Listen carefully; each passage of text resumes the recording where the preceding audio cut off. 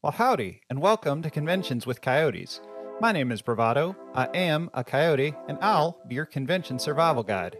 So let's get started, shall we? Y'all ready for some more convention talk? Well, if you're still here, I'm gonna assume that's a yes. Anyway, when we last spoke about this at least, I was telling y'all how great volunteering to help out your favorite con can be for both you and them. But one thing I failed to mention was the programming side of things. I don't think it'll come as any particular surprise to you, but just like everything else, panels and events are run by volunteers. And while some of the larger staples like dances or fursuit gatherings are managed at least somewhat by convention staff, most of the rest are submitted and run by folks just like yourselves.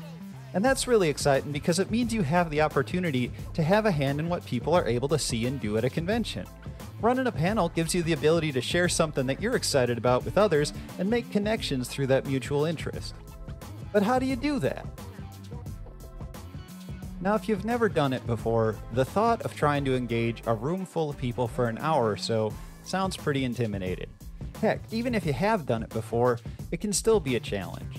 But the important thing to understand is that you can face that challenge before you even set foot in the con simply by being adequately prepared.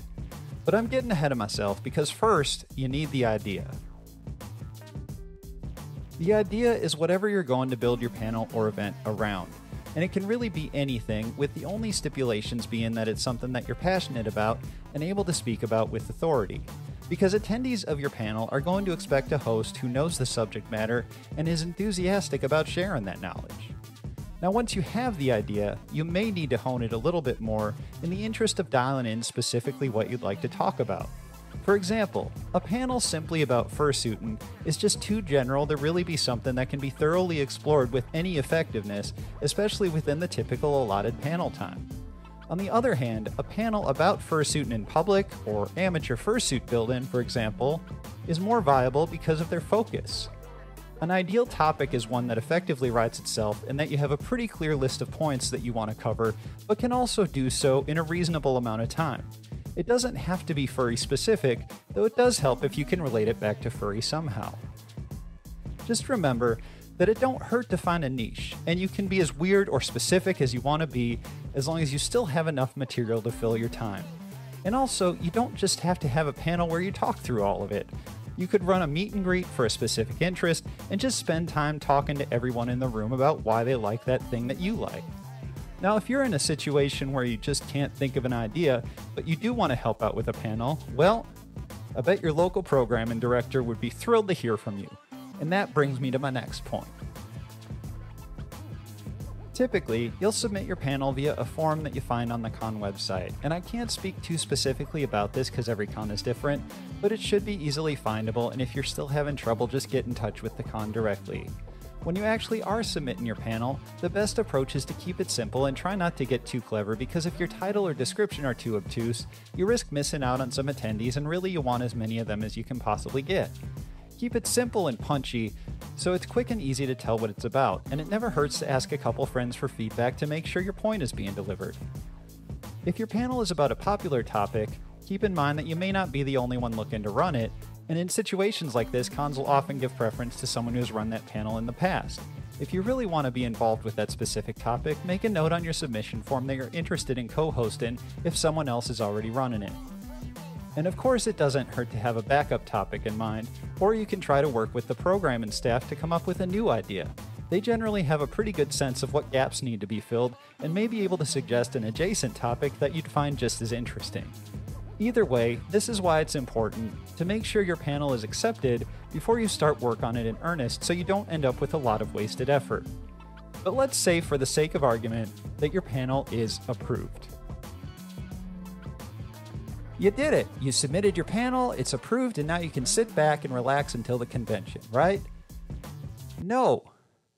Now, it's possible that you're an improvisational expert with a long history of public speaking, but first of all, if that were true, I wouldn't be having to sell you on the idea of running a panel in the first place, and second of all, you probably still want some sort of outline for what you were going to talk about.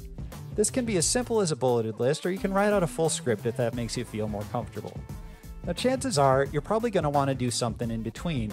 A simple outline is a nice way of establishing all the things you want to talk about at a high level, and it's a great start, but going at least one step beyond and documenting specifics of each of those main points is really helpful.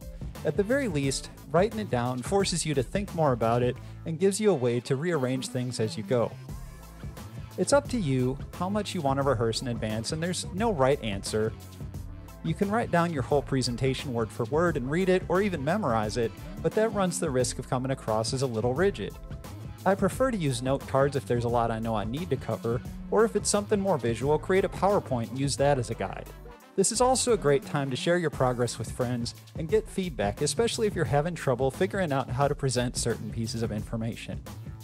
When all is said and done, you should be able to speak confidently about your topic of choice for 30 to 45 minutes, depending on how the con scheduling is structured. It's always a good idea to leave some extra time for group discussion, whether you wait until the end or invite questions as you go. Now it's finally time to stand or sit in front of a room full of people and charm them with your charisma and knowledge. There's not much to say here except this: no matter what happens, it's going to be fine. I promise.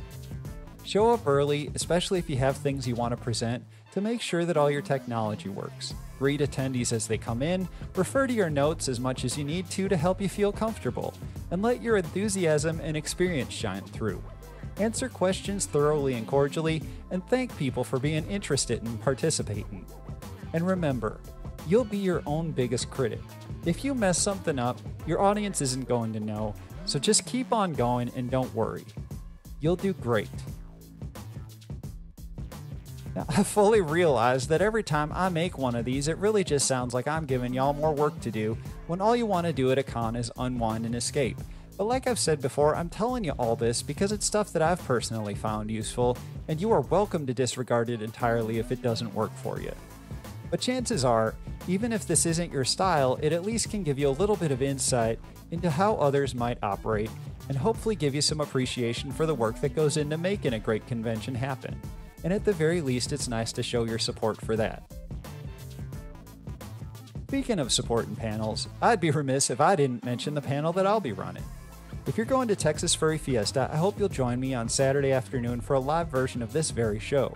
I'll be talking about my creative and technical process, my motivations behind it, and spending a good portion of time taking y'all's questions. I'm definitely hoping to record it and share it here for anyone who can't make it, but those who do attend will get a special bonus in the form of these cool stickers I made to commemorate my very first live show. Anyway, thanks once again for letting me be your guide. I hope to see you there, and I'll catch y'all later. Let's go!